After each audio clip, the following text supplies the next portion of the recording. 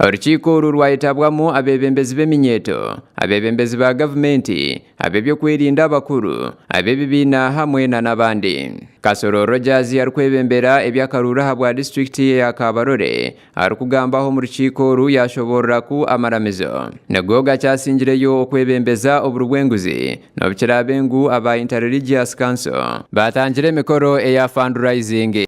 They have become agents of bribery than any other institution in this country.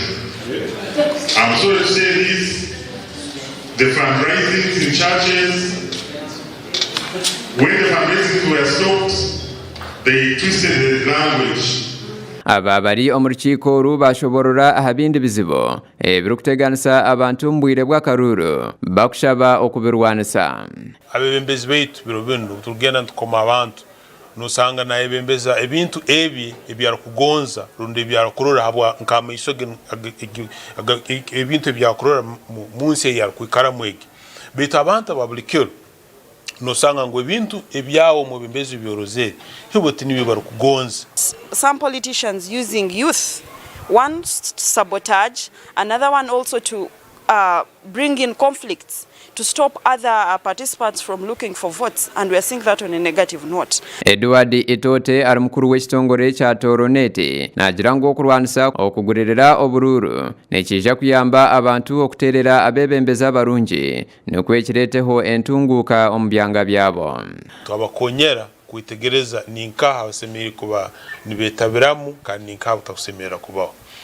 Ensonga endi nukukongera kuleta abebembezi banu nabo kutugambera hubo batekanize bata. Omu rukiiko nurwo rumwe bashaba ab'ebyokwerinda okwehara ebikorwa ebyokurwana n'akavuyo hamwe n'okutinisiriza ab'ebibiina ebikuhakanisa. Security agencies pushing people from the opposition, yet we already know that also in the ruling party or the NRM there are also some people who are violent.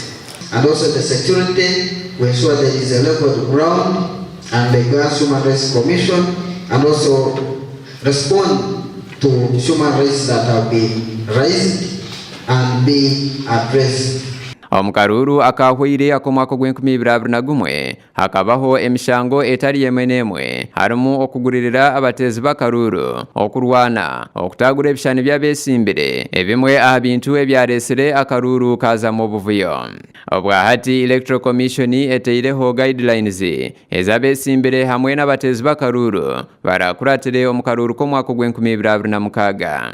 Gasha kwa Justin Nyakaisiki omu Fortportal.